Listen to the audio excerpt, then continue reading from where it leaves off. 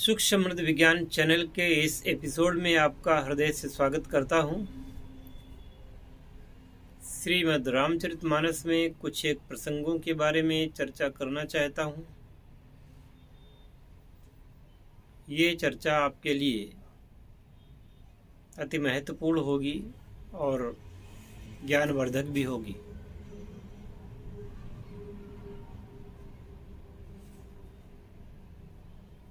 कहते हैं,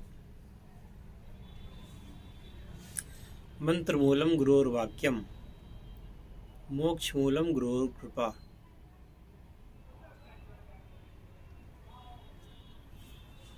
अर्थात मंत्र का मूल रहस्य गुरु के वचनों में है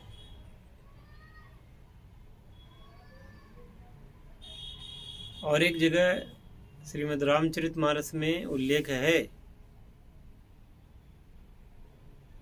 माता पिता और गुरु के वचनों पर किंचित भी अविश्वास नहीं करना चाहिए, अन्यथा सिद्धि यानी सिद्धि स्वप्न में भी प्राप्त नहीं होती।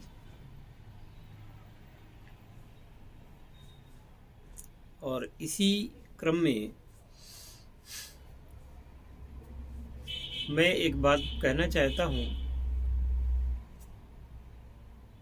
कल मैंने B.R. चोपड़ा कृत विष्णु पुराण का कुछ अंश देखे, जिसमें श्री राम प्रभु के अवतार के बारे में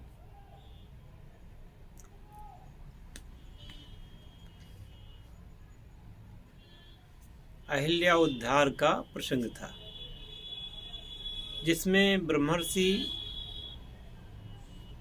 गुरुदेव विश्वामित्र जी के साथ में भगवान श्री राम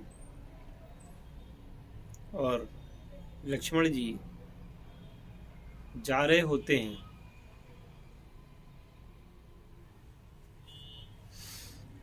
तो पूज्यपाद ब्रह्मर्षि विश्वामित्र जी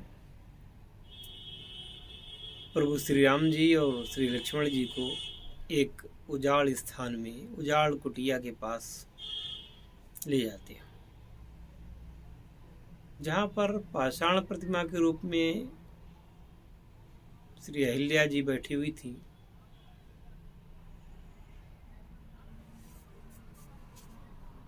श्री राम पूछते हैं कि गुरुदेव यहाँ क्यों लाए हैं,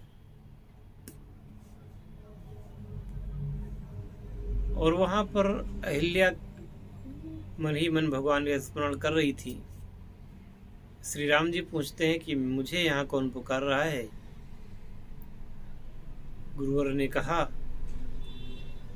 कि श्री राम, मैं तुम्हें ऐसे ही नहीं ले आया हूँ, तुम्हें ये अबला नारी कब से पुकार रही है।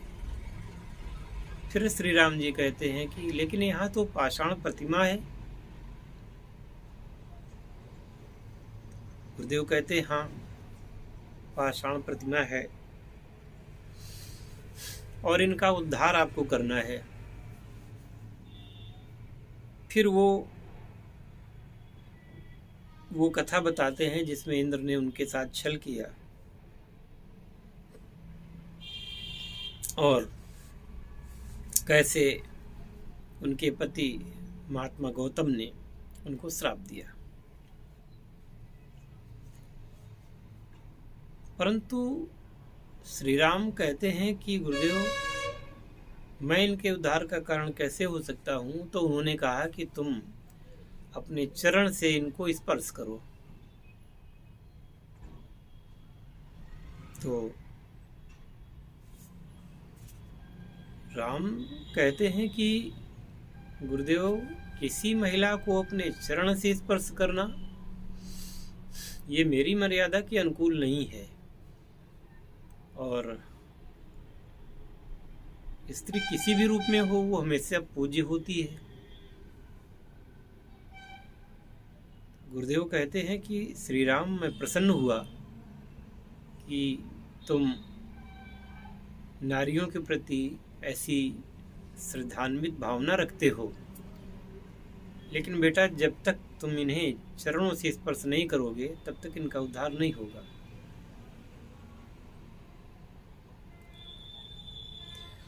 और प्रभु श्री राम ये कहते हैं कि गुरुदेव, यद्यपि मेरी तो बिल्कुल इच्छा नहीं है, परंतु आपके आदेश को मैं ठुकरा भी नहीं सकता। और श्री राम अपने चरण उस पाषाण प्रतिमा से छुआ देते हैं। छुअत शिला भई नारी सुहाई, पाहन तेन काठ कठिनाई। ऐसा आगे चल करके केवट ने भी कहा है। यानी श्री राम के चरण के स्पर्श मात्र से ऋषि पत्नी अहिल्या का श्राप दूर हो जाता है और वह असली रूप में आ जाती हैं। तब तक वहां पर गौतम मुनि का भी आगमन होता है।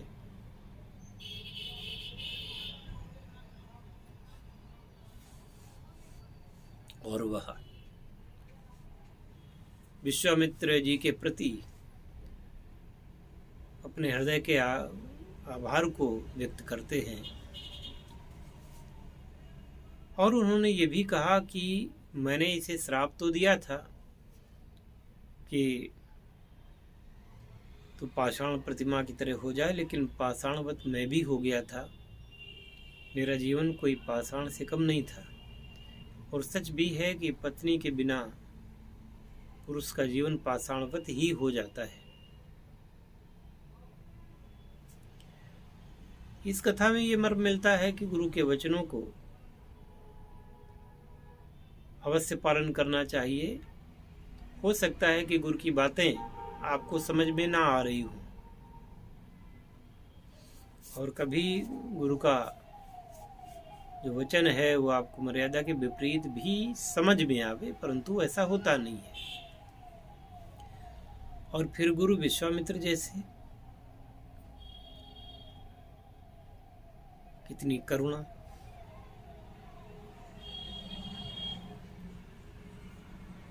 और उन ऋषि पत्नी के प्रति कितना सम्मान, कितनी दया भरी हुई थी।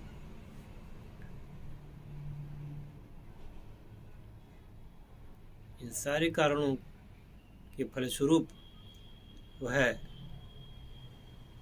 महाराज दशरथ के दरबार में जा करके प्रभु श्री राम को वहां से मांगते हैं। वो जानते थे कि उनके बिना उनका वो कार्य केवल ताड़का सुबाहु मारीच को ही वहां से हटाना नहीं था, बल्कि ऋषि पत्नी अहिल्या का उद्धार भी करवाना था।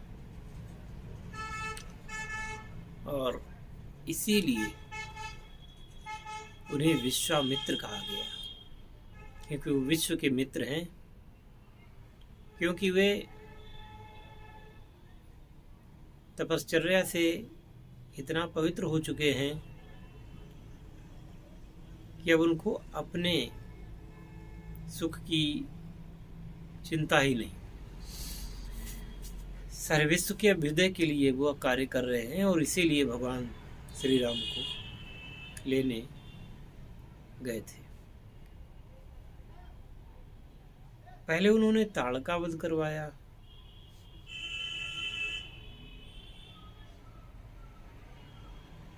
वो भी राम ने किया, गुरु आदेश था। फिर उन्होंने शिला स्वरूपी अहिल्या जी का उद्धार किया। इसके बाद में उन्होंने फिर जनकपुर जा करके, जब गुरुदेव का आदेश हुआ, उठऊ राम भंजो शिव चापा, मेटहु तात जनक परितापा, बैठे थे, उनको कुछ भी नहीं। जैसे ही गुरु को आदेश हुआ, ये जानते हुए कि इस अजगो धनुष को कोई उठा ही नहीं सका, कोई प्रत्यंचा चढ़ाना तो दूर की बात, उठा ही नहीं सका, गुरु के आदेश से उठते हैं और जाकर के तुरंत शिव धनुष को उठाते हैं, प्रत्यंचा खींचते हैं, और इसी समय धनुष टूट जाता है। चूंकि प्रभु श्री राम की श्रद्धा उनके गुरुदेव के प्रति अगाध थी और वो जानते थे कि गुरुदेव जो कुछ कह रहे हैं उसके पीछे कोई न कोई कारण है। वो जो कुछ भी कह रहे हैं उसमें मेरा हित है। ऐसा सोच करके वो तुरंत ऐसा करते हैं। और तभी तो गुरुदेव विश्वामित्र ने प्रसन्न होकर के उनको ऐसे अस्त्र शस्त्रों का ज्ञान कराया था, परा अपरा दीक्षा दी, इससे भूख प्यास न लगे। कई दिव्यास्त्रों की, यहाँ तक कि ब्रह्मास्त्र तक की शिक्षा दी। विद्या निधि कहूँ विद्या दीनी, भगवान तो स्वयं विद्या वारिद हैं। उनको विद्याओं की क्या जरूरत? वो किसी ऋषि से या मनुष्य से विद्या क्यों सीखेंगे? प्रभु तो स्वयं सारी विद्याओं के आगार हैं। फिर भी इस संसार में मर्यादा स्थापित करने का इनका जो मर्यादा पुरुषोत्तम अवतार है, वो यही सिखाने के लिए है कि जो कुछ गुरु कहें उस गुरु की बात को तुरंत मानना चाहिए। एक आख्यान और आता है ये कि जब भगवान श्री राम अयोध्या लौट आए, लौट करके राजा बने, उस समय एक कोई गंधर्वों का राजा था।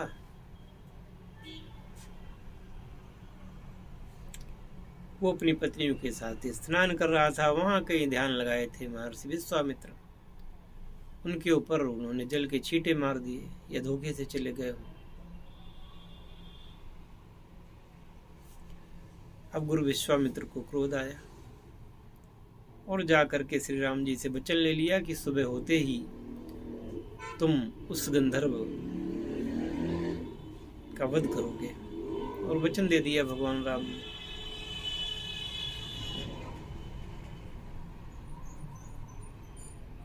फिर वो हनुमान जी के पास जाता है। नारद जी के कहने से हनुमान जी के पास जाता है और हनुमान जी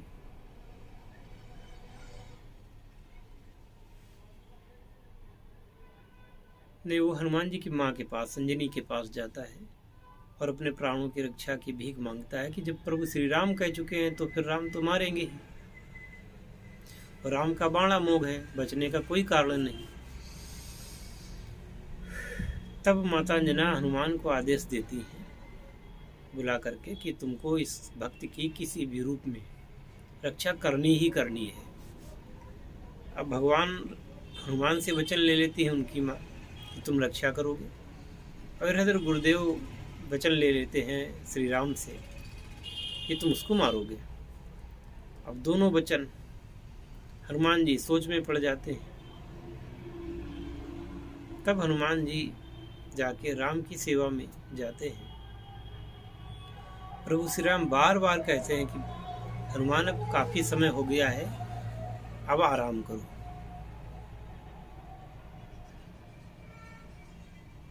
नहीं जाते। तो हनुमान जी से पूछते हैं क्यों नहीं जा रहे हो, क्या बात है? बोले महाराज आज मेरे मन में कुछ मांगने की इच्छा है। मैं सोचता हूँ कि इतने दिन मैंने आपके कहने से वहाँ पे लंका गया, युद्ध किया, लंका जलाई और सब कुछ किया, बदले में मुझे अभी तक आपने क्या दिया? आज मेरी इच्छा है कुछ मांगने के लिए। प्रभु श्री राम तो सर्व ज्ञानी हैं।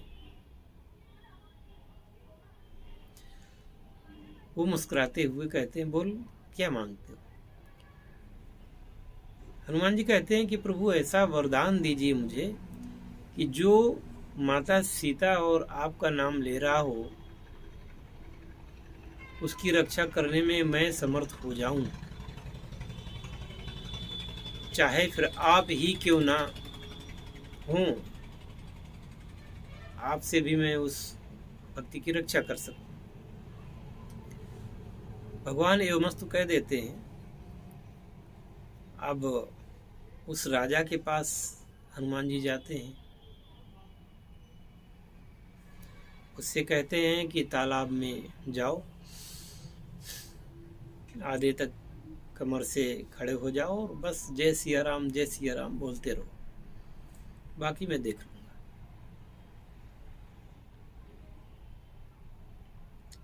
अब हनुमान जी उनके रक्षा में खड़े हैं गदा लेकर के। इधर प्रभु श्री राम कहते हैं वो है क्या? तो पता चला कि वो सरयू नदी में, तो आपका नाम ले रहा है। तो राम जाते हैं, धनुष पर प्रत्यंचा चढ़ाते हैं। हनुमान जी, वैसे तो राम का बाण अमोघ है, लेकिन हनुमान जी के वरदान के कारण हनुमान जी ने उन सारे बाणों को समाप्त कर दिया। अंत में हनुमान जी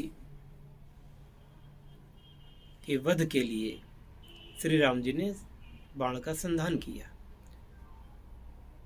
तो ब्रह्मा जी ने प्रकट होकर के कहा कि श्री राम, पहले ये तो देख लो कि ये हनुमान है कौन।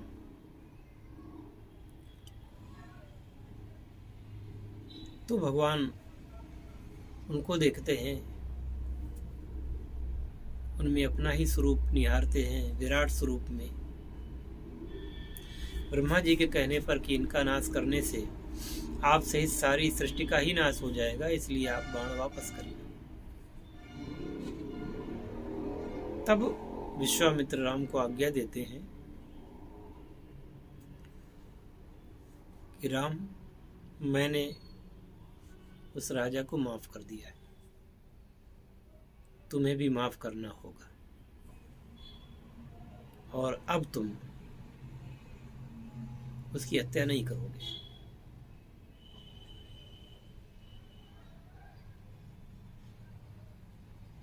और तब भगवान श्री राम उसे छोड़ते हैं और पुनः हनुमान जी को और वर देते हैं। कहने का तात्पर्य कि विपरीत परिस्थितियों में भी अपने आराध्य के प्रति गलत भावना न लाना और अपने गुरु के प्रति भी गलत भावना न लाना और हर हाल में उनकी आज्ञा का पालन करना, ये राम जी से सीखा जा सकता है। फिर हनुमान जी को भी वरदान मिलता है महर्षि के द्वारा और सब कुछ ठीक हो जाता है। तो श्री रामायण की ये कथा इसने बड़ा प्रेरित किया और मैं